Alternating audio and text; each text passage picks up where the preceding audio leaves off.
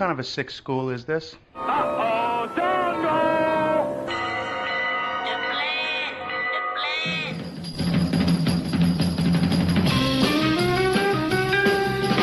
Strange things are afoot at the Circle K. You're gonna need a bigger boat. Surely you can't be serious. I am serious, and don't call me Shirley. You got spunk. I hate spunk. Danger, Will Robinson. Danger. Oh, righty then. How you doing? Back off, man. I'm a scientist. Don't make me angry. You wouldn't like me when I'm angry. Say hello to my little friend. I love the smell of napalm in the morning. What are you people? On dope? Stop whining. I got a crap on deck that can choke a donkey. Who is your daddy? I'm sorry, but all questions must be submitted in writing. I'm sorry, Dave. I'm afraid I can't do that. Can I do that? I'll be back. A dynamite! Show me the money! Don't! Up your nose with your rubber hose. I'm sailing! I'm sailing! Groovy. You want the moon? Just say the word and I'll throw a lasso around it and pull it down. Love means never having to say you're sorry. Is looking at you, kid. We got no food. We got no jobs. Our pets' heads are falling off. Come on to the coast and get together, have a few laughs. Hear that, Elizabeth? I'm coming to join you, honey. I'm not a doctor, but I play one on TV. I love it when a plan comes together. What we do is if we need that extra push over the cliff, you know what we do? Put it up to 11. 11, exactly. One louder. Why don't you just make 10 louder and make 10 be the top number and make that a little louder? These go to 11. We're on a mission from God.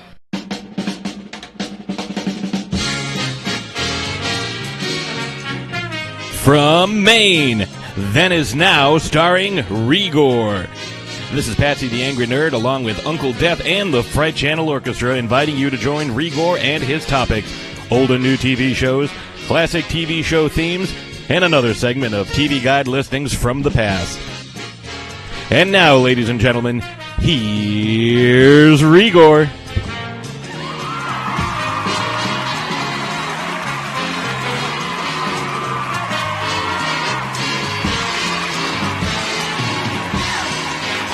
Thank you. Thank you. Woo! Yeah, thank you very much. Thank you. You thought this was The Tonight Show, didn't you? Nope. No, this is episode 21 of Then Is Now podcast, and today we're going to discuss classic TV show themes. But first, I wanted to discuss some current shows as well as some classics that you and your family should be watching. Class is in session. I have a bad feeling about this. How could I possibly be expected to handle school on a day like this? Food fight! Hey, you in my class? I am today. I think you should consider transferring to shop class. Now, very few students are severely injured in shop class. Bueller. When you were in school, Bueller. did you ever cut class? Bueller. Yeah, I guess I did. Sure, most kids cut classes. Good, sign this. Hey, Beck. I get so lonely when I hear that third attendance bell ring and all my kids are not here. 7 years of college down the drain. Fat, drunk, and stupid is no way to go through life, son. We lack discipline. As long as I'm here, there will be no grades or gold stars or demerits. We're gonna have recess all the time. Woo! Go, play, and have fun now!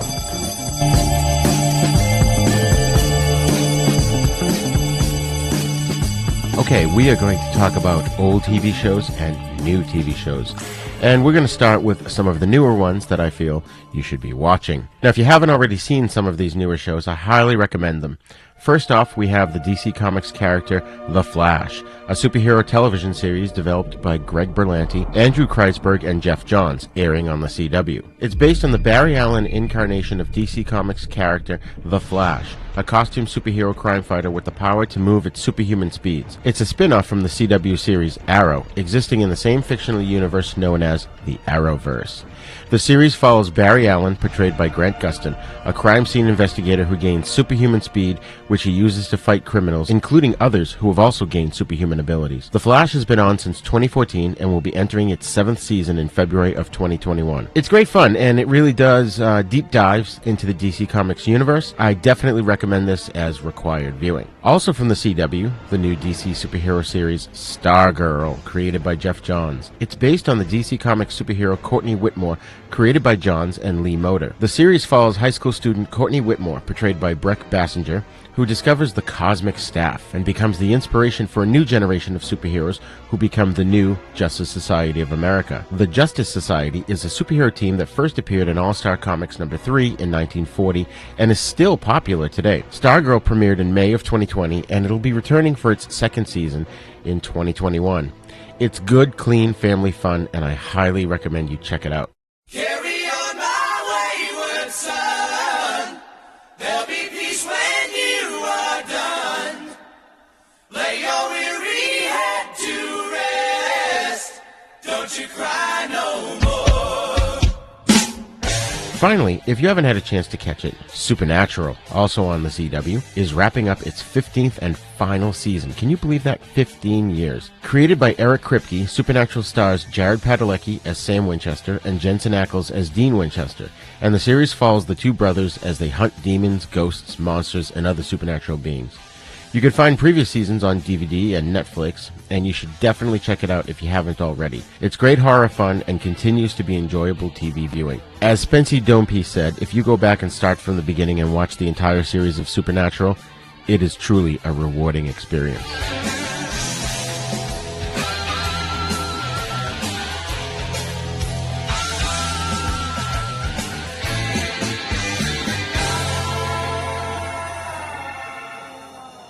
Now, on to the classics. As we always talk about here on Then Is Now, there are cool things in the past that kids today should know about. Among them are some classic TV shows, and the ones I'm about to discuss are currently being replayed on these cool retro channels like MeTV and others. You should check your on-screen cable guide or satellite guide to find these channels like Charge, Antenna TV, and TV Land, just to name a few. If you've got a young person in your life, rather than let them watch all that crap that's on YouTube, sit them down and have them watch a classic show with you. It's, again, that also is a rewarding experience. Okay, first up is the show called Chips.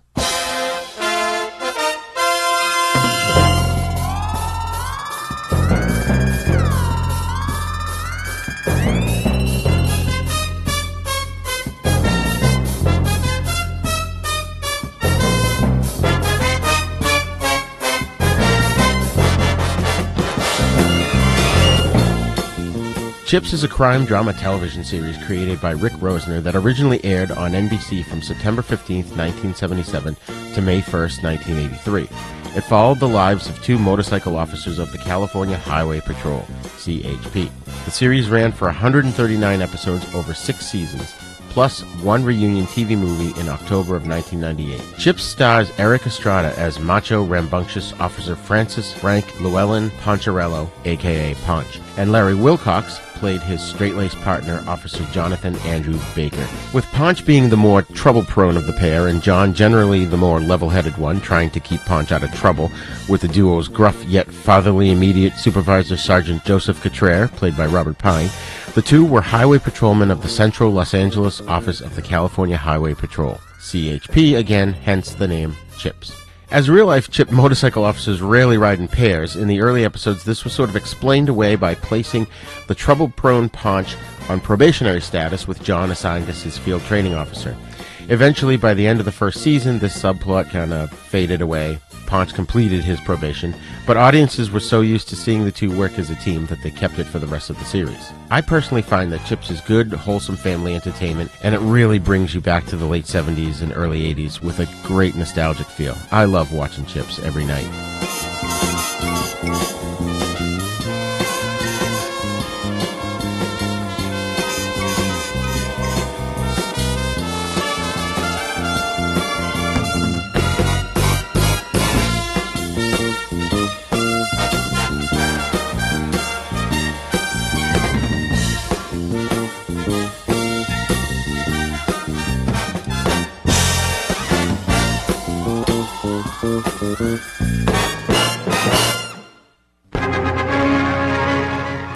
for a spine-tingling, nerve-shattering podcast featuring all your favorite monsters. You won't believe your ears when you listen to Monster Kid Radio. Hear your host, Derek M. Koch, and his ever-rotating stable of guests discuss your favorite classic and sometimes not-so-classic monster movies. Subscribe to Monster Kid Radio through iTunes or Stitcher, or visit monsterkidradio.net before the next weekly episode of Monster Kid Radio. Go through the archives for interviews with Sarah Karloff, Victoria Price, and Joel Hodgson. Listen to discussions about movies like Creature from the Black Lagoon, Island of Terror, and King Kong. And don't forget convention coverage from Monster Bash and the H.P. Lovecraft Film Festival.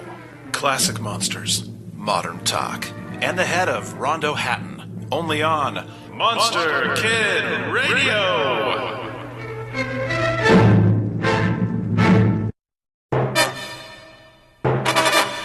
Next up is the classic cartoon, The Flintstones. It's on every evening on MeTV, and this should also be required viewing, even if you put it on in the background while you're having dinner or something. I'll go into more detail about the Flintstones later on in this show. And finally, every night you can get a dose of Hogan's Heroes, those wacky Allied soldiers that run missions out of a Nazi prison camp. As a kid, I didn't really get the premise, and I often wondered why they never actually escaped. And we're going to talk about Hogan's Heroes a little bit more later on in this program, but you should definitely get perhaps an older kid, maybe in their early teens, to sit down and enjoy this fun, tame show that's also exciting and hilarious. In future episodes, we're going to go into further detail on classic TV shows that everyone should at least be familiar with, but it's up to you as a person who may be influential in a youth's life. What is a ute? To expose them to the stuff that they should know about.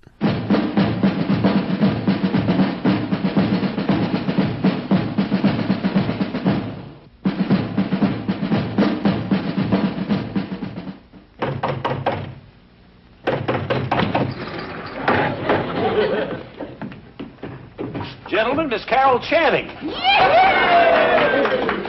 My, how the General Foods kitchens have changed. Welcome to Hogan's Heroes Dining Room. Kent's the door. Oh, I love the decor. Did I interrupt dinner? No, just finished. Another memorable meal from our talented chef, Corporal LeBeau. Merci. And now, Colonel Hogan, for the dessert. Oh, I pass. I'm too full. But, Colonel, Jello gelatin. Hey! Since you say so, there's always room for Jello. The light dessert with fresh fruit taste. Good? Beautiful. Any whipped cream? Something even better. Hey. Dream Whip. The whipped topping mix. Stays fresh on the shelf, ready to whip up any time. And only 14 calories per tablespoon. How about that? That's right. Dream Whip has more than just a flavor of whipped cream. Watch it. Here comes the Commandant, Schultz. Wait, Carol. Follow me.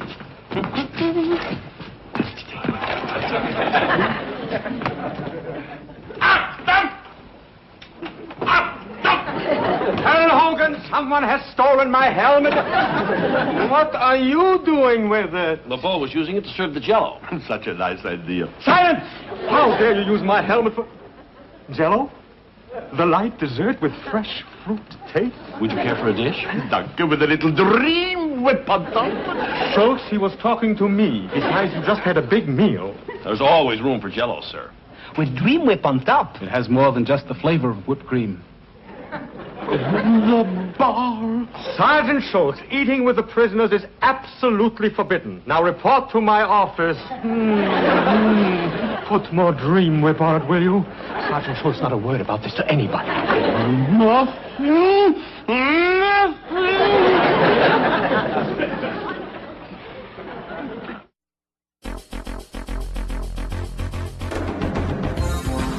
Hey folks, I just wanted to take a minute here to tell you about the hosting service that we use at Haven Podcasts. Podserve.fm. Podcast hosting has never been easier. They do all the work to get your podcast on Apple Podcasts and other major podcast networks. They help you navigate the podcasting world, whether you're brand new or have years of experience. Folks, I can't tell you how happy I am with their service. When I first started this podcast, I searched around intensely for the right hosting platform. I found Podserve and used their simple 4-step process, and in a short amount of time, my podcasts were on the internet and available through all the major podcast networks. And their customer support is unreal.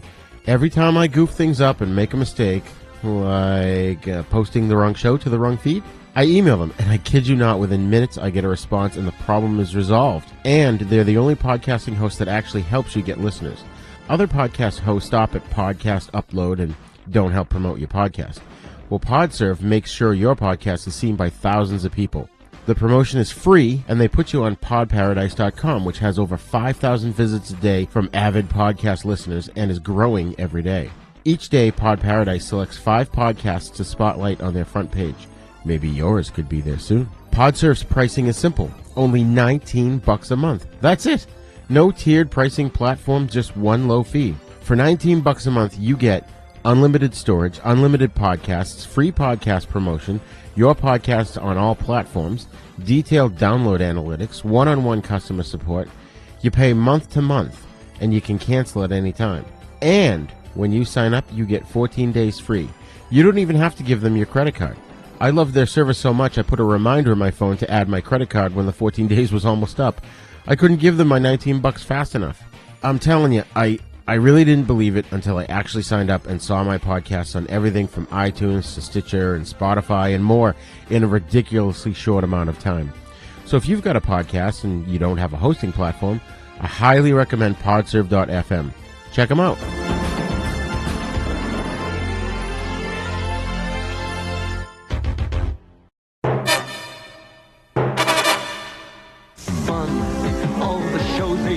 And the facts, what's behind what you see, TV Guide, the whole world of TV, that's entertainment, the stars, underneath all the glow and the news, from the people who know TV Guide, it's a fabulous show, so buy a TV Guide and read TV Guide, that's entertainment. Okay, on to our TV Guide segment. This week, I've unearthed a competitor to the Classic TV Guide called TV Magazine. How original. Now, this came every week as part of the newspaper called the Boston Sunday Herald Traveler. This one in particular that I wanted to spotlight was from June 21st to the 27th in 1970 and has the lovely Doris Day on the cover. One thing to note that unlike TV Guide, which started the week on a Saturday, this TV magazine started the week on Sunday, since it was included with the Sunday paper. Now, the listing that I thought was cool was at 5 p.m. on Sunday, June 21st, 1970, on Boston's Channel 38, and was the Mexican wrestling sci-fi film Neutron Against the Death Robots from 1961. This movie was covered on my friend Derek Cook's podcast, Monster Kid Radio, on episode 471, so check it out if you want to hear a detailed breakdown of the film. I happen to own the DVD of this movie that I purchased from Fifth Dimension Films a few months ago, and was so surprised to see a listing for this obscure film in 1970. The back of the TV magazine here lists all the movies shown on television for that week with a description of each. Some even have comments at the end like, "Well done, fair comedy," or dreary. The description of Neutron Against the Death Robots is thus: 1961, starring Wolf Rubinsky's and Armando Sylvester. Dr. Carrant's sci-fi zombie types battle with Neutron, the Atom Age good guy. Now, instead of putting a comment at the end, they actually wrote the phrase, "no comment." They literally wrote "no comment" at the end there, instead of just leaving it blank. I also found a couple of other cool listings that would be of interest to our audience. At 1 a.m. on Friday the 26th on Channel 5 was Mole Men Against the Son of Hercules. Yes, you heard it right. Mole Men Against the Son of Hercules. 1963 with Mark Forrest and Moira Orphe. Mole Men captures the world's strongest man by his own design, and, to their chagrin, Muscles frees the slaves who keep their underground city operating. And this one didn't have any sort of comment listed after the description. And finally, on Saturday at 9 p.m., we have Calling Dr. Death from 1943 with Lon Chaney and Patricia Morrison. Murder runs wild as a madman rules with hypnotic horror.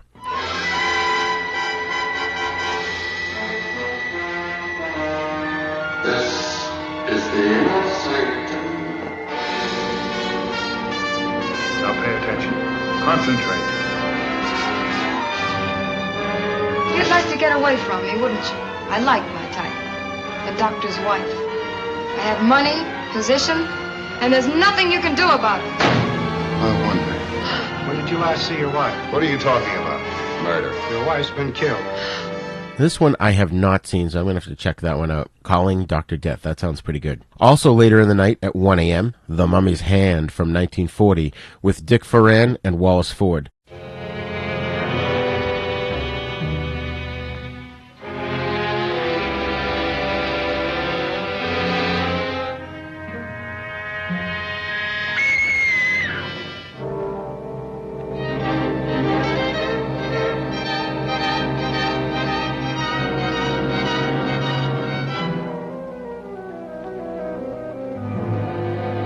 He's alive! Let me go! Let me go! Do you mind if I say I think you're a swell person? Hmm? You're very beautiful. So beautiful, I'm going to make you immortal. Hey, where's the girl? Well, you'll never see her again. I'll give you a treat to tell me where she is. I'm not kidding. If you were to kill me, you're leaving at large a monster that only I can control.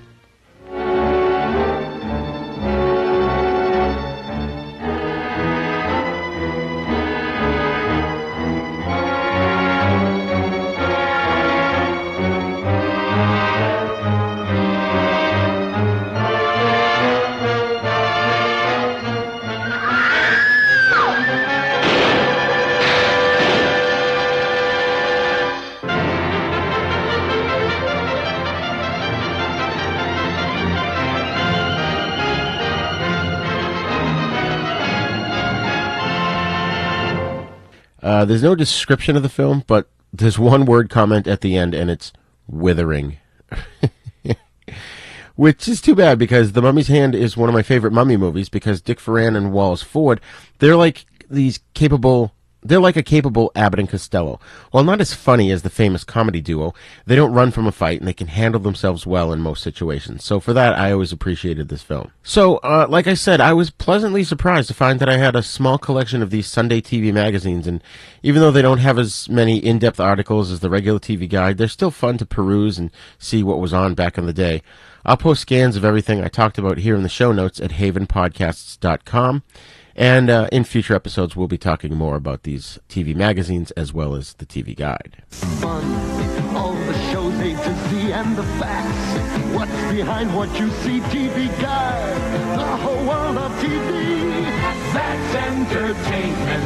The stars underneath all the glow and the news from the people who know TV Guide. It's a fabulous show. So buy a TV Guide and read TV Guide. That's entertainment. Hello, this is Rod Barnett. I'm the host of The Bloody Pit, the podcast that examines films from across the decades. On The Bloody Pit, we have several ongoing series of shows within the show focused on specific things in genre cinema that I and my co-hosts find fascinating. There's a long-running series focused on Italian maestro Antonio Margheriti's films from the 1960s all the way up through 1990.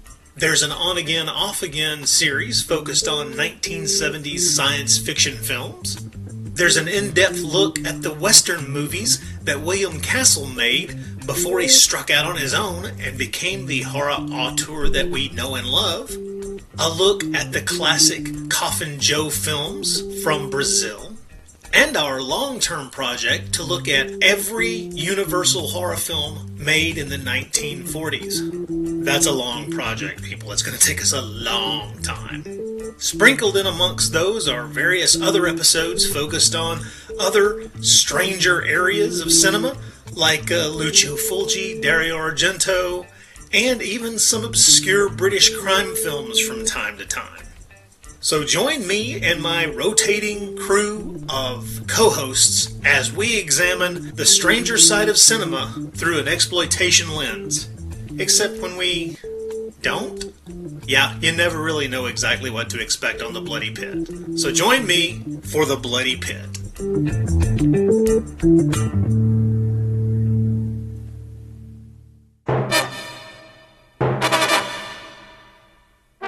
Okay, so now we're on to a segment that I've been wanting to do for quite some time since starting this show. In this day and age, there are only a handful of shows that actually have cool theme songs, most of which are forgettable or not even very catchy. One that stands out to me is Stranger Things, which has a very John Carpenter sounding theme and actually takes its time as an intro like in the old days.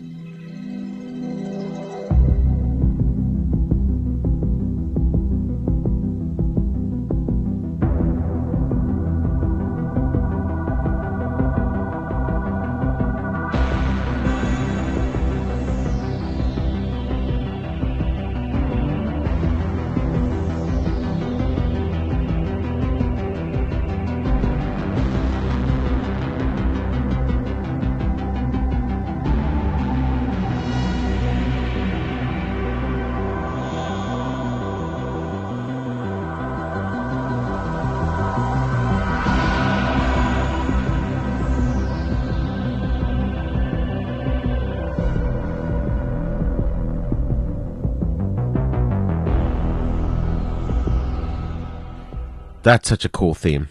And, you know, in the past, TV shows always had cool themes. And some of them, like The Brady Bunch and Gilligan's Island, set up the premise of the show in its opening song.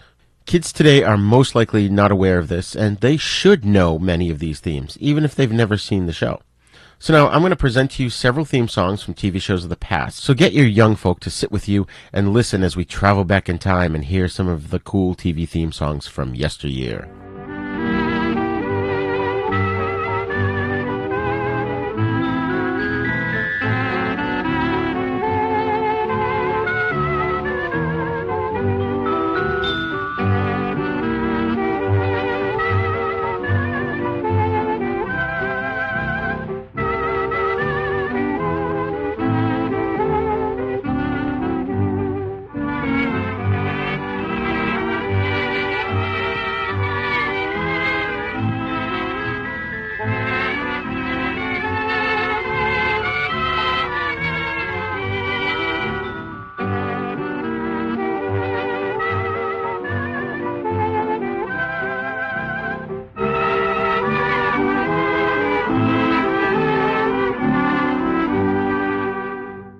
That was the theme from The Little Rascals.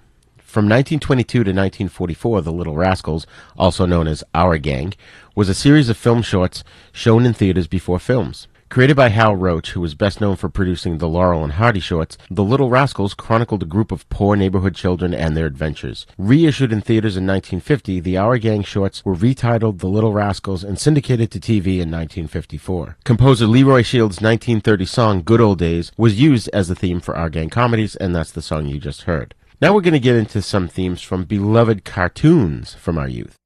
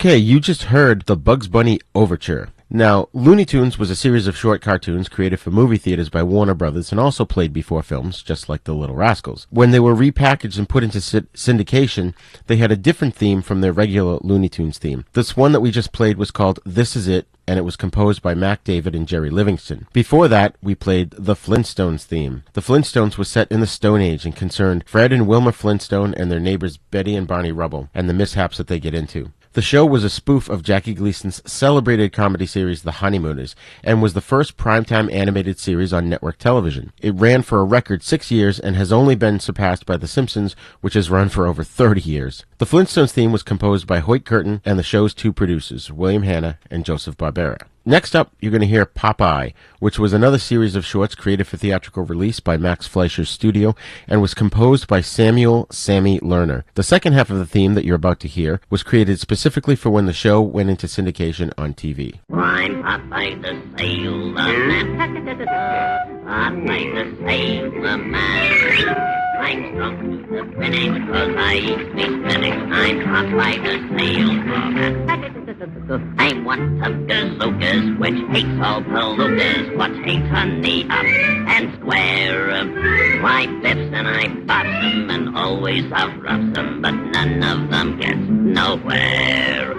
If anyone dashes to risk me fist, it's pop and it's wham, understand? So keep good behavior, that's your one lifesaver with Popeye the Sailor Man. I'm Popeye the Sailor Man. Popeye the Sailor Man. I'm strong to the finish, cause I eat me spinach. I'm Popeye the Sailor Man.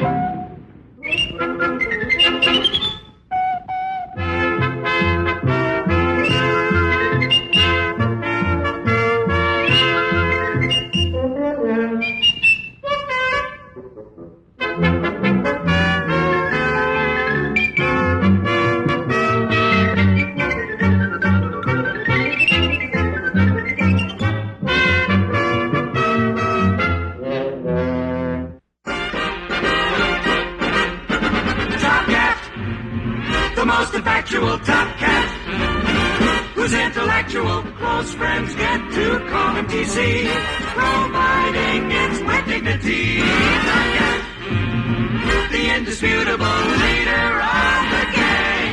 He's the boss, he's a bit, he's a championship, he's the most tip-top top cat.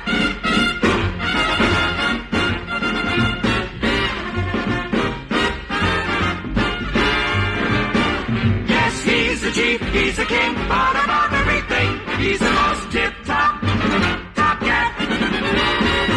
Top cat.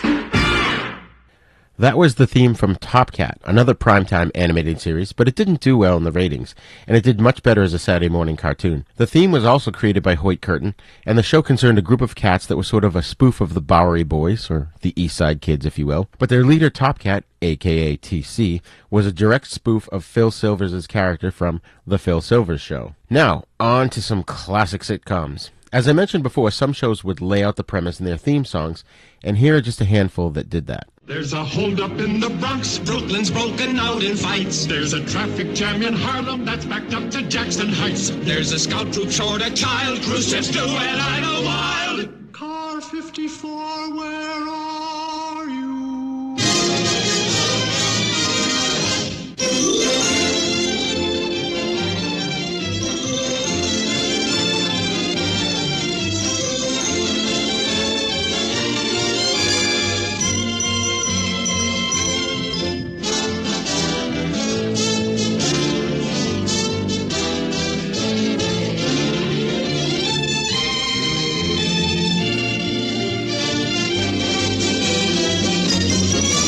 There's a holdup in the Bronx, Brooklyn's broken out in fights. There's a traffic jam in Harlem that's backed up to Jackson Heights. There's a scout troop short a child, cruise ships do it on a wild. Car 54, where are you?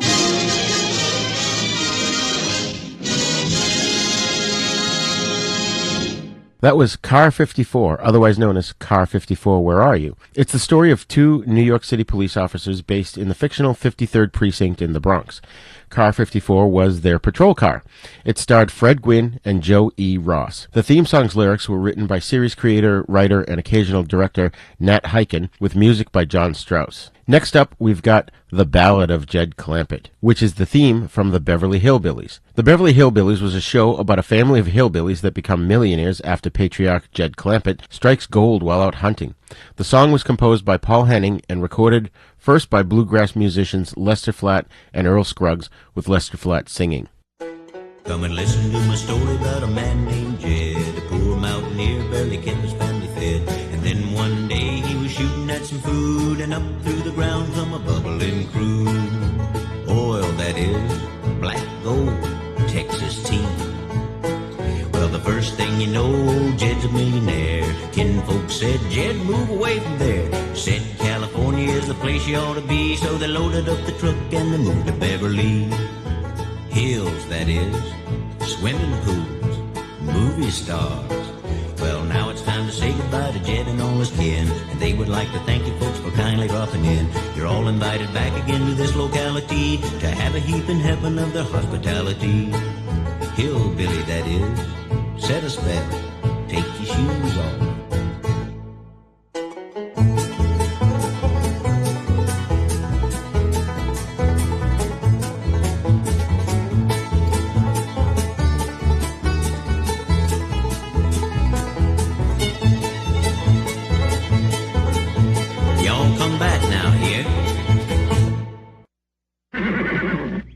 Hello, I'm Mr. Ed.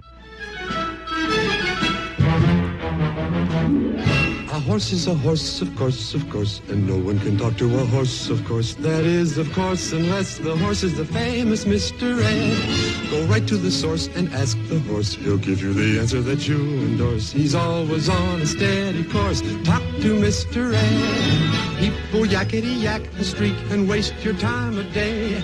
But Mr. Ed will never speak unless he has something to say. A horse is a horse, of course, and this one will talk till his voice is hoarse. You never heard of a talking horse? Well, listen to this. I am Mr. Ed. Of course, you just heard the Mr. Ed theme song, which was about a hapless and somewhat clumsy architect named Wilbur Post, played by Alan Young, who owned a talking horse named Mr. Ed. Mr. Ed was voiced by former Western film actor Alan Lane. The theme song, titled Mr. Ed, appropriately enough, was written by the songwriting team of Jay Livingston and Ray Evans, and sung by Livingston himself. The first 7 episodes used only instrumental music to open the show. Thereafter, the version with the lyrics was used. Now, F Troop was a hilarious show. It's a satirical sitcom western about U.S. soldiers and Native Americans in the Wild West during the 1860s, which originally aired for 2 seasons on ABC. It starred Larry Storch and Forrest Tucker as a pair of nutty soldiers that would get into all kinds of slapstick gags and burlesque-style comedy. The F Troop theme was co-written by Irving Taylor and William Lava. The end of the Civil War was near when quite accidentally our hero who sneezed abruptly ceased retreat and reversed it to victory. His Medal of Honor pleased and thrilled his proud little family group. While getting it on, some blood was spilled, and so it was planned he'd command F Troop, where Indian fights are colorful sights and nobody takes a licking. When pale face and red skin both turn chicken. When drilling and fighting get them down, they know their morale can't droop. As long as they all relax in town before they resume with a bang and a boom. F Troop.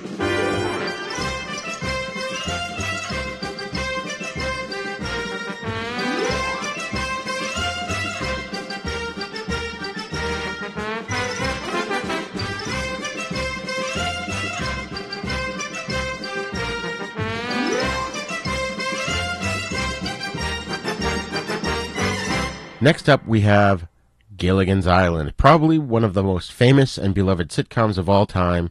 This is definitely one that young people should know.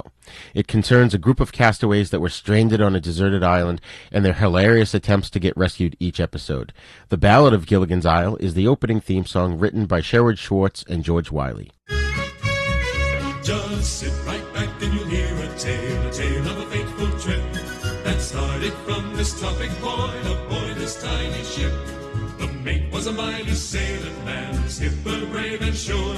5 passengers set sail that day for a 3-hour tour. A 3-hour tour. The weather started getting rough, the tide was ship was tossed. If not for the courage of the fearless crew, the minnow would be lost. The minnow would be lost. The ship set ground on the shore of this uncharted desert isle, with Gilligan, the skipper too, a millionaire and his wife, a movie star, the professor and Mary Ann, here on Gilligan's Isle. So this is the tale of our castaways. They're here for a long, long time. They'll have to make the best of things. It's an uphill climb. But first mate and his skipper too will do their very best to make the others comfortable in their tropic island nest. No phone, no lights, no motor car, not a single luxury. Like Robinson Crusoe, it's primitive as can be. So join us here each week, my friends. You're sure to get a smile from 7 stranded castaways here on Gilligan's Isle. Well, howdy, partner. How can I help you today? I'm looking for a movie to watch, but What in tarnation was that? Never you mind, son. Now let's focus on your needs here. I'm looking for something to watch, but I want something I ain't seen yet. Ooh, watch yourself there, partner. Well, I reckon you come to the right place. You've come to the place where the East meets the West. The East meets the West? Where's that, and how's that going to help me? Ooh, that was close. You better duck. I don't understand what's going on here. It's like I'm in a place where kung fu and cowboys have combined somehow. Well, that's right, partner. You'll go and find some offbeat films here, no doubt about that. Host Re-Gor is going to take you on a journey to discover not only the hundreds of amazing martial arts films of Hong Kong's the Shaw Brothers, but also Italy's spaghetti westerns. Spaghetti westerns? Is that some kind of joke? No, sir. Western movies made in Italy from the 60s to the 80s are called spaghetti westerns, and that's a fact. You can find The East Meets the West on all the major podcasting apps, as well as havenpodcast.com. Well, thank you kindly, sir. You done settled my entertainment needs, even though it's a tad dangerous in your store. Like I said, go to your podcasting apps or go to havenpodcast.com. The East meets the West. Your new favorite ranch to hang out at. Well, we hope you enjoyed those theme songs that kind of tell you the premise of the show. And now we're going to move on to other classic comedies that simply had instrumental theme songs, but they're nonetheless catchy and memorable.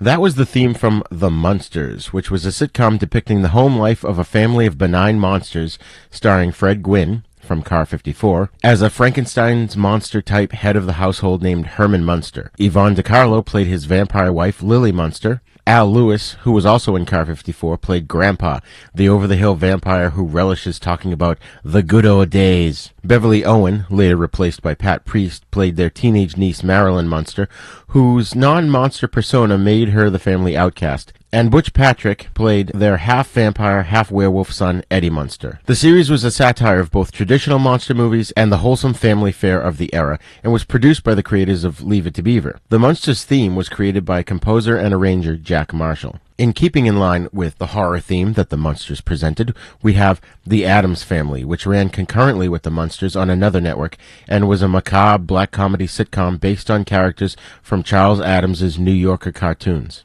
The show concerned the wealthy, endlessly enthusiastic Gomez Addams, played by John Astin, who's madly in love with his refined wife Morticia, played by Carolyn Jones. They also had children, daughter Wednesday and son Pugsley, as well as Uncle Fester and Grandma. The family's attended by their servants, the towering butler Lurch, played by Ted Cassidy, and Thing, a disembodied hand that appears from within wooden boxes and other places. Other relatives who made recurring appearances included Cousin It, Morticia's older sister Ophelia, and Morticia's mother, Grandma Frump. The theme was composed by the famous jazz musician Vic Mizzy.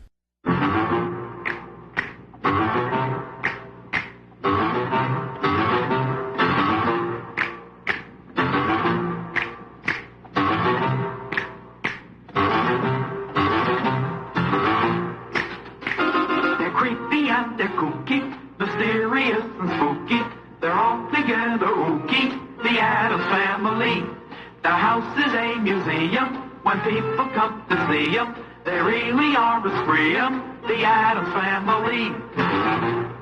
Neat. Sweet.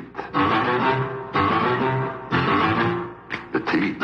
So get a witch's shawl on, a broomstick you can crawl on. We're gonna pay a call on the Addams Family.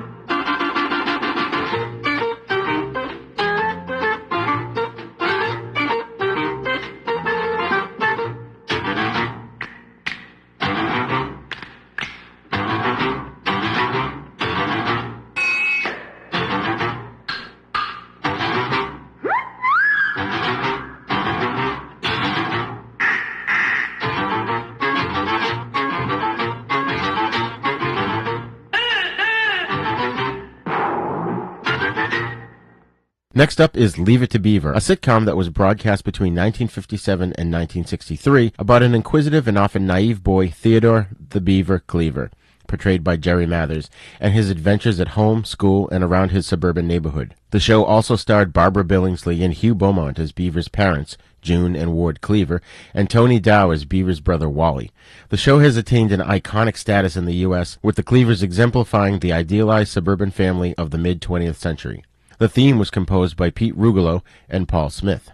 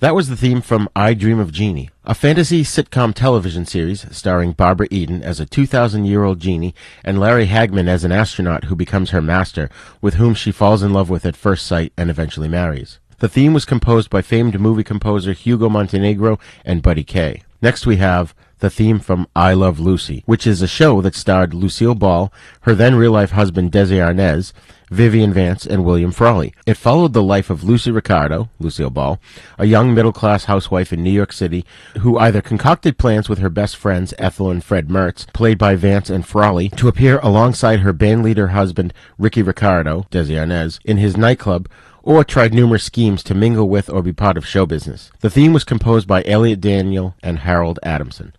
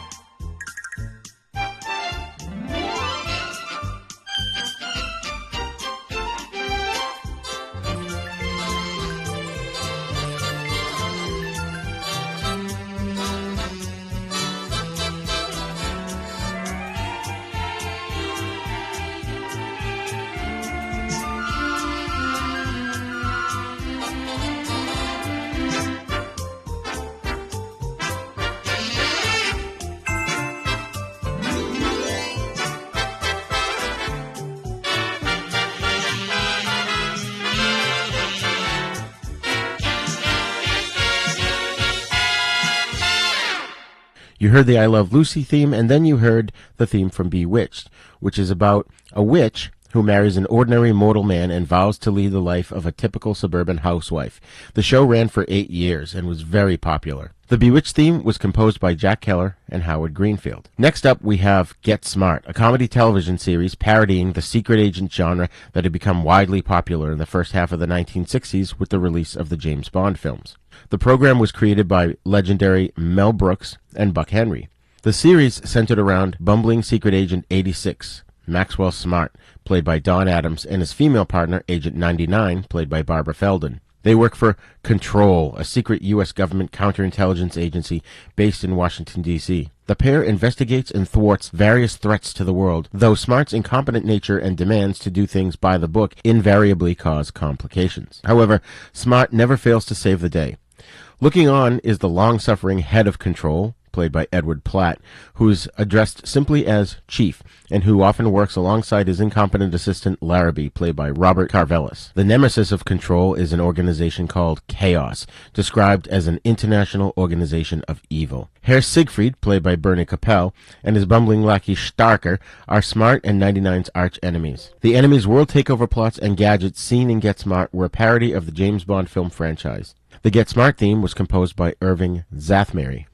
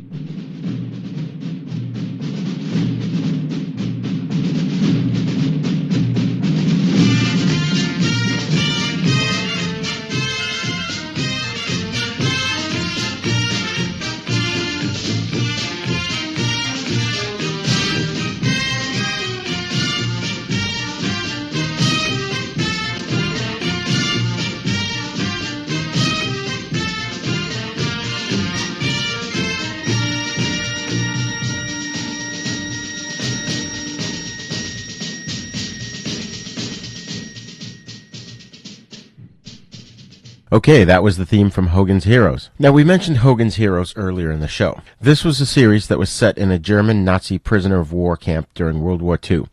Bob Crane starred as Colonel Robert E. Hogan, coordinating an international crew of Allied prisoners running a special operations group from the camp where Hogan and his team would secretly perform missions for the Allies under the nose of their supposed Nazi captors. Werner Klemperer played Colonel Wilhelm Klink, the gullible commandant of the camp, and John Banner played the blundering but lovable Sergeant of the Guard, Hans Schultz. This theme was composed by Jerry Fielding, and it's an iconic theme, an iconic show. You should definitely have the family sit down and watch it. It's great fun. Now we move on to some exciting superhero and science fiction shows that were popular in the 50s and 60s and are still popular today. Star Trek. Star Trek's a science fiction television series created by Gene Roddenberry that follows the adventures of the starship USS Enterprise and its crew. The theme was composed by Alexander Courage and is so iconic it needs almost no introduction here.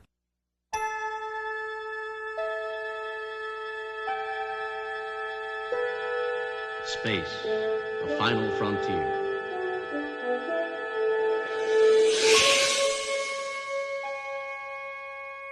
These are the voyages of the starship Enterprise. Its 5-year mission, to explore strange new worlds, to seek out new life and new civilizations, to boldly go where no man has gone before.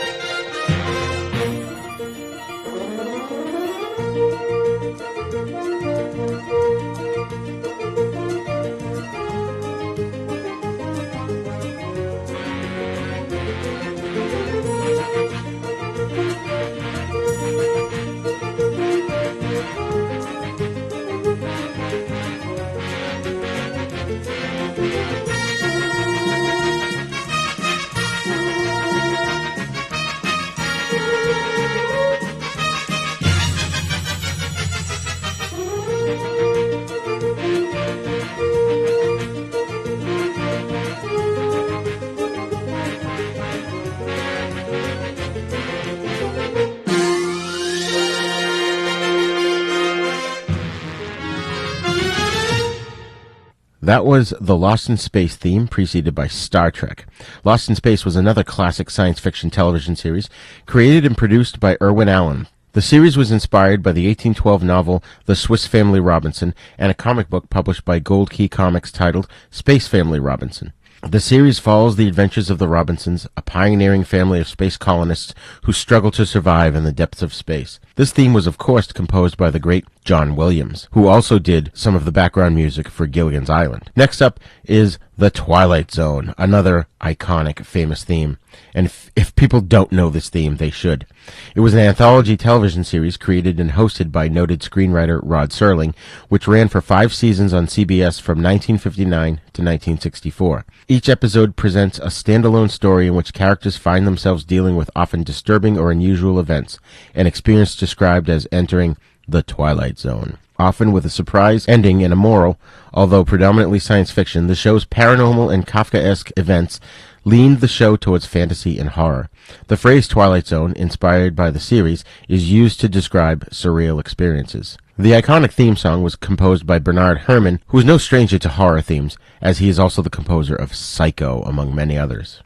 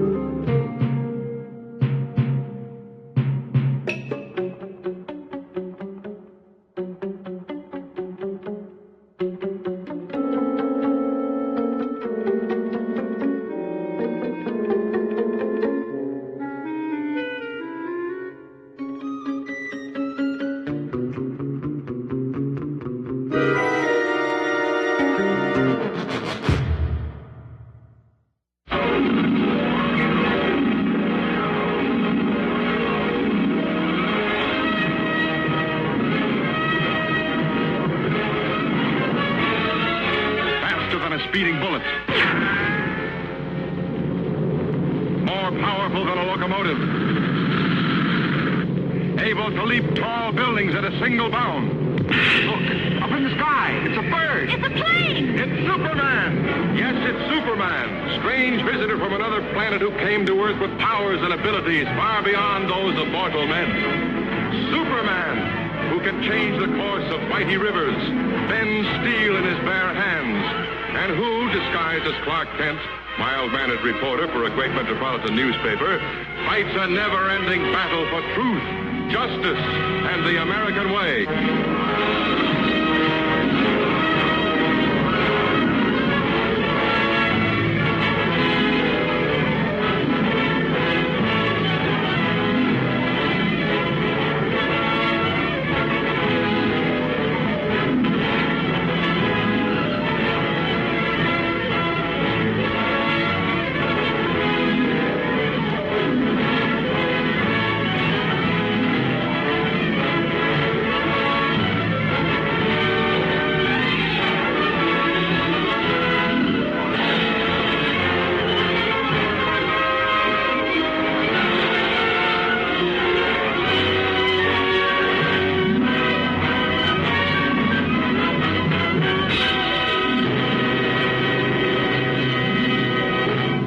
That was the theme from The Adventures of Superman, a television series based on comic book characters and concepts created by Jerry Siegel and Joe Shuster in 1938. The show was the first TV series to feature Superman.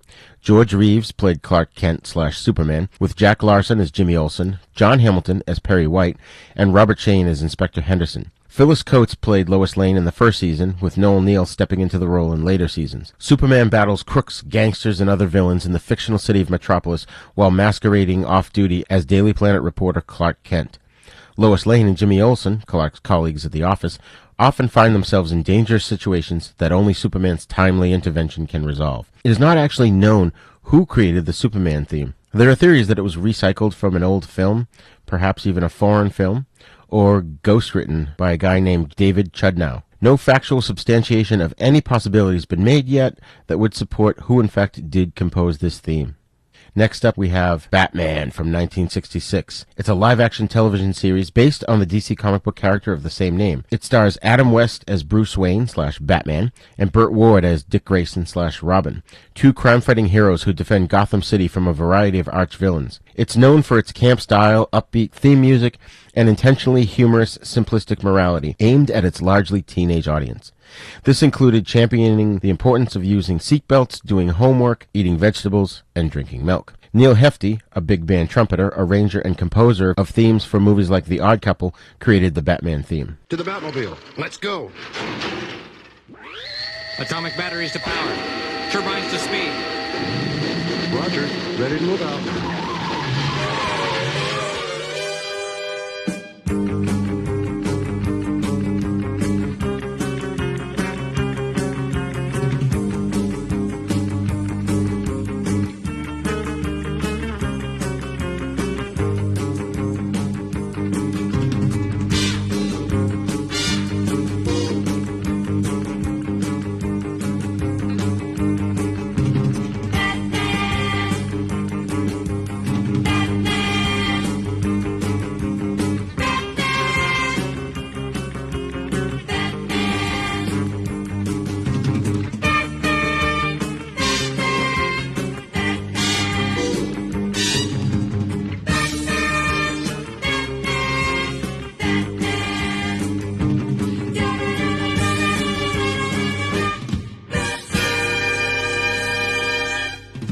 Okay, that's all the time we have today for TV show themes. We hope you enjoyed it, and we hope you were able to get a young person in your life to sit down with you and listen to these awesome theme songs. And you know what? Get a tape or a CD and play it in your car. You've got to when you've got them trapped in the car, there's no excuse to not play good music for them. And TV show themes are awesome music.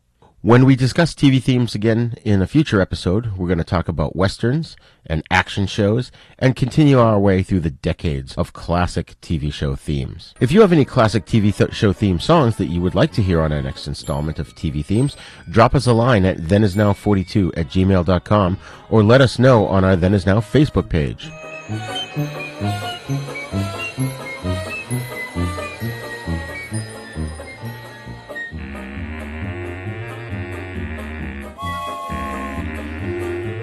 Well, that's it for this episode of Then Is Now podcast. We hope you enjoyed it. I'd like to give a special thanks to Patsy the Angry Nerd, who did our little intro, our Tonight Show styled intro at the beginning of the show.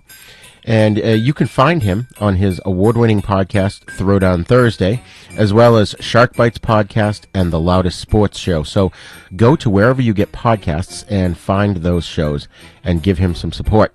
Also, I'd like to give a shout out to Mr. Derek M. Koch, host of Monster Kid Radio, and in particular, check out his episode number 471, in which he and Jonathan Inbody discuss Neutron against the Death Robots. I think you'll find that fascinating, and you should check out the rest of his podcasts at Monster Kid Radio.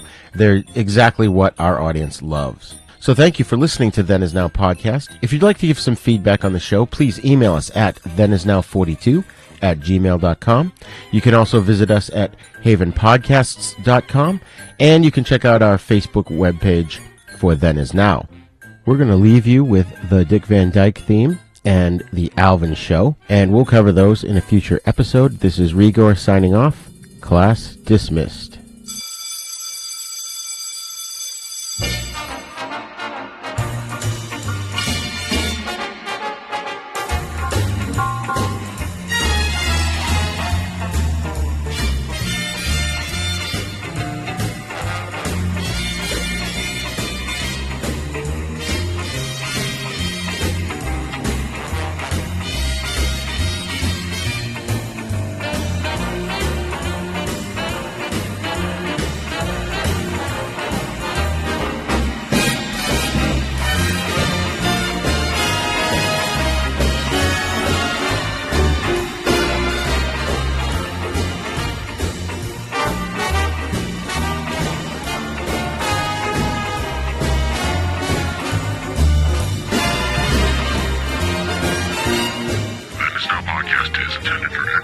Educational and informational purposes only. Sounds, music, and clips played during this podcast are the property of their copyright holders. All original content is copyright Jupiter Media.